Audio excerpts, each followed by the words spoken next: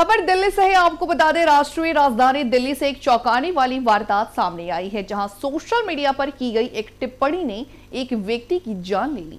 North Delhi के सदर बाजार इलाके में इंस्टाग्राम स्टोरी को लेकर हुआ विवाद हिंसा में बदल गया और शादी की खुशियों में डूबे एक परिवार पर दुख का पहाड़ टूट पड़ा। जी हां, मामला मोतिया खान इलाके का है। पुलिस के अनुसार यहां रहने वाले की युवती, जिसका नाम सुरक्षा कारणों से उजागर नहीं किया जा रहा है, ने 18 फरवरी को कृष्णा नामक युवक से कोर्ट मैरिज की थी।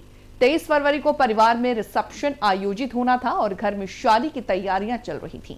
इसी बीच 20 फरवरी की रात करीब 8:45 पर शादी से जुड़ी एक इंस्टाग्राम स्टोरी पर रिश्तेदारों में लगने वाले की युवती ने कथित रूप से आपत्तिजनक टिप्पणी कर दी। बताया जा रहा है कि टिप्पणी में भागकर शादी करने को लेकर तंज कसा गया था। इस टिप्पणी के बाद दोनों पक्षों के बीच फोन पर बहस शुरू हो गई। आरोप है कि बातचीत के दौरान गाली गलौज हुए और एक पक्ष की ओर से दूसरे को सबक सिखाने की धमकी दी गई। मामला को शांत कराने के उद्देश्य से युवती के पिता सतीश अपने पत्नी और बेटी के साथ आरोपी पक्ष के घर पहुंचे, लेकिन जब वे वहां से लौट रहे थे तभी गली में उन्हें रोक लिया गया। इसी दौरान विवाद ने हिंसक रूप ले लिया और सतीश पर हमला कर दिया गया। इस इंस्टाग्राम के मैसेज के कारण उन्होंने मेरे पति को जान से मार डाला सर।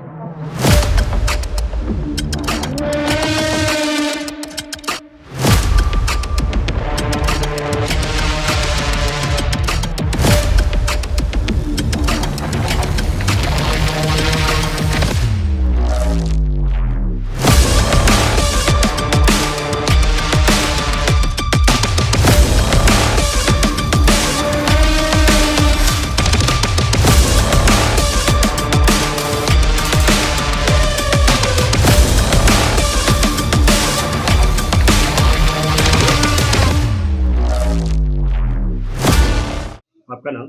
सोनिया सर। सोनिया जी, ये बताइए क्या मामला हुआ है, किसका मर्डर हुआ है? सर मेरे हस्बैंड का हुआ है, सतीश नाम है उनका, और हम लोग क्या कहते हैं घर में थे, शादी का माहौल था। मंडे को मेरी बेटी की शादी थी। मेरी जिस बेटी की शादी थी उसके बारे में तान्या ने कोई गंदा कमेंट पास करा था इंस्टाग्राम पे। वो उसकी बेटी थी अश्मनी की। तो फिर उन्होंने, तान्या ने भी उसको बोला कि तू मेरी बहन के बारे में ऐसे क्यों बोल रही है। तो इन दोनों की फोन पे बहस हुई। तो उसने अपने भाई को बताया, उसका भाई हमारे घर आ रहा था मेरी बेटियों को मारने के लिए। तो मेरी ननाद का फोन आता है, वो कहती है कि कुंडी लगा लो, बेटियों को अंदर कर लो, और ये लड़का यहाँ से बार बार भाग रहा है तुम्हें मारने के लिए। तो मैं सर अपने बच्चों को समझा के और उनके घर चली गई हूँ समझौता करने के लिए कि जो भी बात है मंगलवार को करना, मत आना।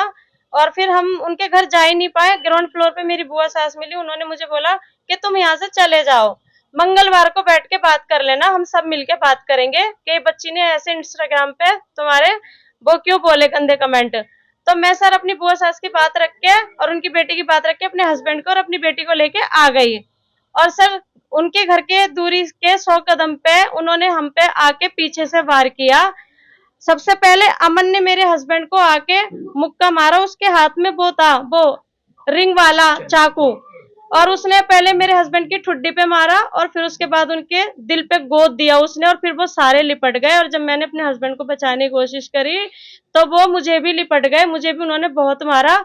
और मेरी बेटी इधर उधर भागती फिरी हेल्प के लिए, तो हम लोग हेल्प की भीख मांगते रहे, हमारी वहां पे किसी ने हेल्प नहीं करी। और मेरी बेटी भाग के जाके रिक्शा पकड़ के लाई जबरदस्ती, और हमने माँ बेटियों ने दोनों ने अपने हस्बैंड को उठाया और हम फिर खून में भरे हुए बंदे को हॉस्पिटल ले गए। ये कब की घटना है? ये घटना है, क्या डेट क्या थी?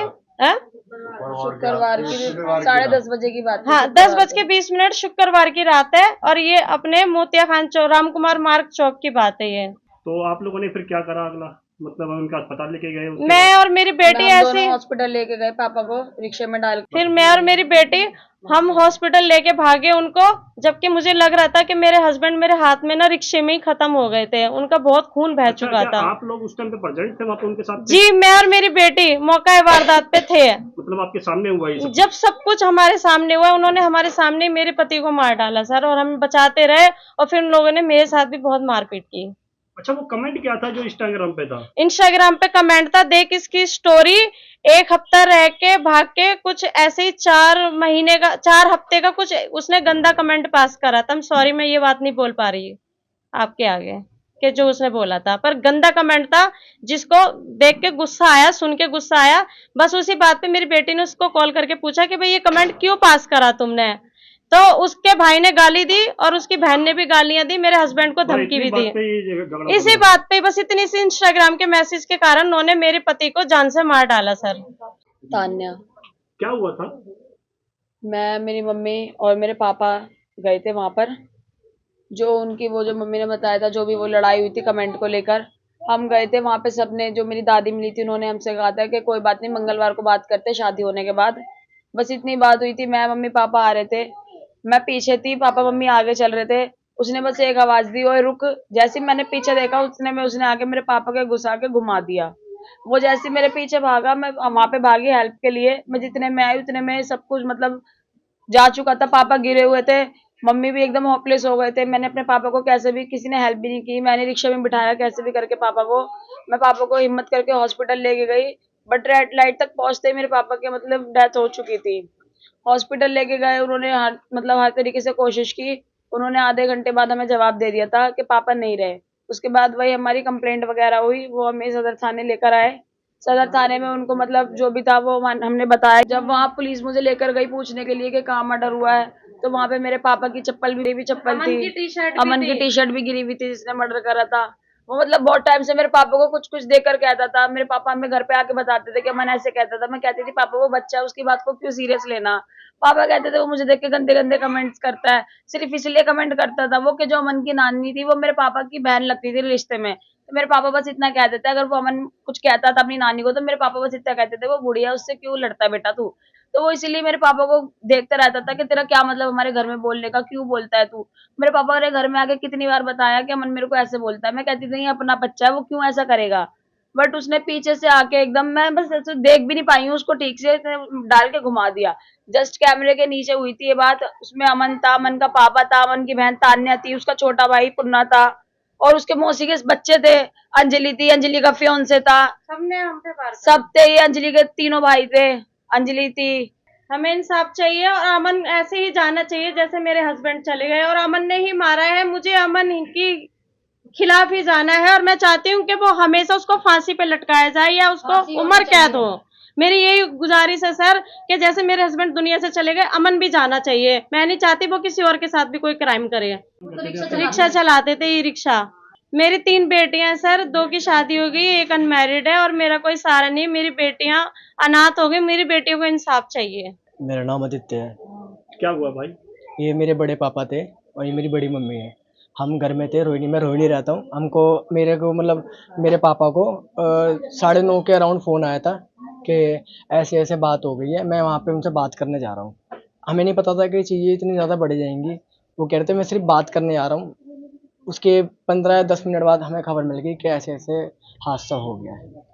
अब सारा मुद्दा ये है कि जो हो गया चलो हो गया। अब वो हमारी बड़ी मम्मी का घर था, वो सिर्फ हमारे बड़े पापा के सहारे से ही चलता था।